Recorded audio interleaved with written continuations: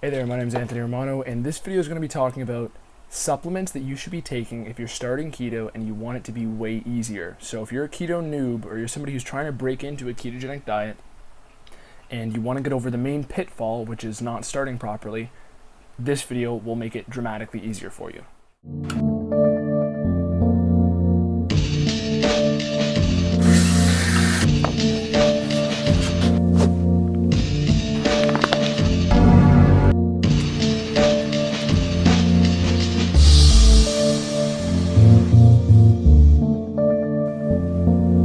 So I'm going to break down supplements here, which would be useful for starting keto or for keto noobs. Okay, what I mean by keto noob is somebody who's not used to the diet. Okay, it's not a mean term. It simply means your body isn't physiologically adapted to the diet yet. So the first one I'm going to say is salt. Salt is easy, but particularly sodium and potassium salt. So you're going to want both of these. A lot of people drink snake juice, which is popular for fasting, the snake diet, all that stuff. But some people call it keto rate. I have a video on this. Basically, sodium and potassium, sip on little bits of it throughout the day.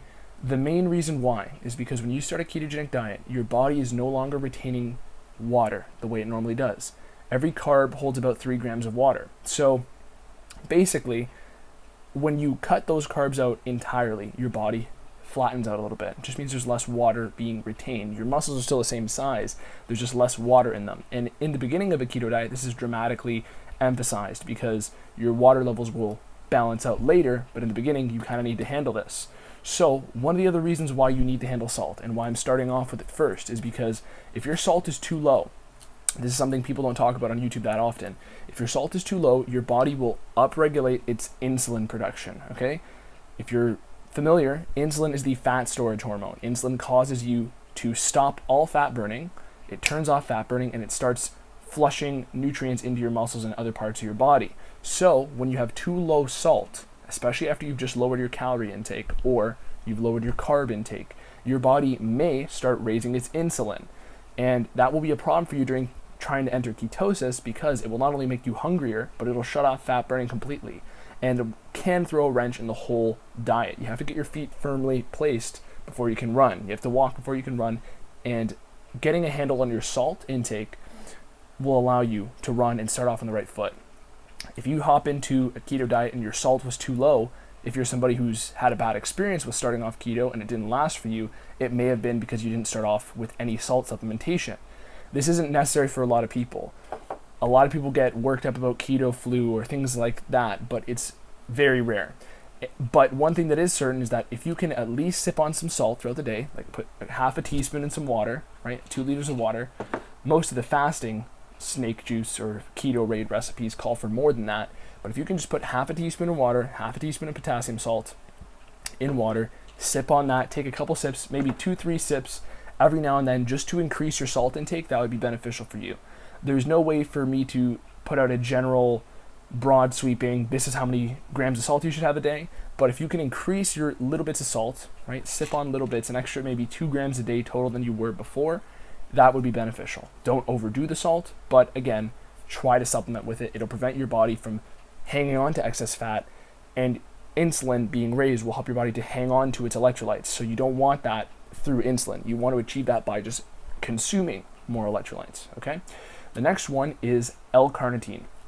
So L-carnitine is a derivative of an amino acid, and it basically allows you to use fat as fuel more effectively. It literally helps your mitochondria use fat for energy. So if you're somebody who's making the switch from a carbohydrate diet, of course it will help you burn more fat, right? This is typically a fat loss supplement that people take during their cardio so that more of their cardio can be fueled by fat. But in the context of a ketogenic diet, switching over to fat metabolism will be aided if you supplement with L-carnitine or acetyl L-carnitine, because what will happen is basically this will help your body make the transition into using more fat for fuel, because that is the ultimate goal of a ketogenic diet.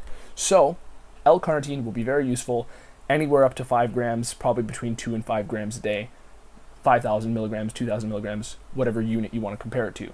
I prefer them in capsules. It tends to be better unit cost that way, But overall, L-carnitine is not only a useful fat loss aid, but it will also be a fat aid in terms of using fat as fuel. Okay, so that's a big one, and it also has a lot of nootropic benefits to it, helping people use fat for their brain, right? Because that's one of the other benefits of a ketogenic diet.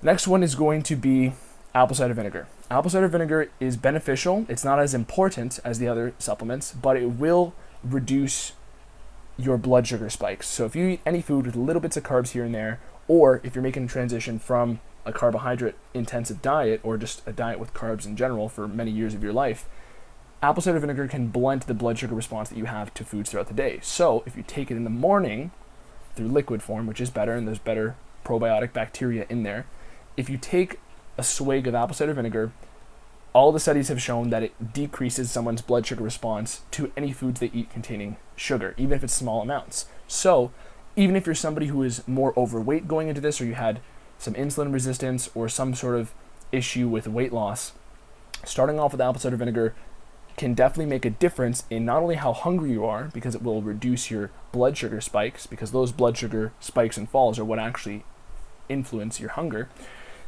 It will allow you to transition more effectively into the diet. Last one is a big one, L-glutamine. Okay, so glutamine is an amino acid, and what it does in the context of a ketogenic diet is it can help your brain to function more effectively. So if you are coming from a carb-based diet, your brain will still want to use carbohydrates as a fuel. L-glutamine can basically substitute certain fuels for your brain when you're making that transition to a ketogenic diet. So if you're somebody who's having a very hard time and you really want to hit all the barriers, break through them all, right? Supplementing with these supplements will be very beneficial for you, and it will make the transition very easy. L-glutamine, like I said, is going to be more effective on the mental side of things and your cravings, because when you have a lack of energy in your brain because your body is craving carbohydrates, you need to be able to satisfy that craving on some level. And in order to do that, you can use L-glutamine to basically allow your brain to function smoother before it's able to run on ketones, okay? So L-glutamine will make the cravings diminish, and it will help you to be a little more smooth in your brain. One thing that is a little caveat with L-glutamine is that if you knowingly have cancer, glutamine can fuel certain cancer cells. It doesn't mean you should be afraid of it. It's an amino acid. You don't need to fear L-glutamine in general. It's just that when they've isolated cancer cells and fed them glutamine, it's been marginally beneficial for them. So if you don't have cancer, that's not a worry at all. You don't have to take it and be concerned about getting cancer. It's just that I want to disclose that for the sake of your own knowledge. But at the end of the day, I've used L-glutamine plenty of times. I've recommended it for plenty of people, and they've all benefited from it when starting a ketogenic diet and trying to make that transition from carbohydrates as fuel to fat. And L-glutamine will be very beneficial for that, and it's really a hack that nobody else talks about on YouTube. Not many people on YouTube will talk about these little things because I've experimented with many different kinds of ketogenic dieting and other little tweaks in there for the past 7 years. That's what I've been doing with my ketogenic dieting experience, and I have even more years of experience with bodybuilding, only 7 years of which with keto. I love it. I'm never going to change that. Always going to be bouncing around with keto. And if you have any other questions, even about supplements on keto, leave those in the comments. I'll answer you. And beyond that, thank you for watching this video. If you want some keto coaching, go to my website, romanoketo.com. I'm going to have some programs dropping very soon. And beyond that, thank you. Anthony Romano, peace.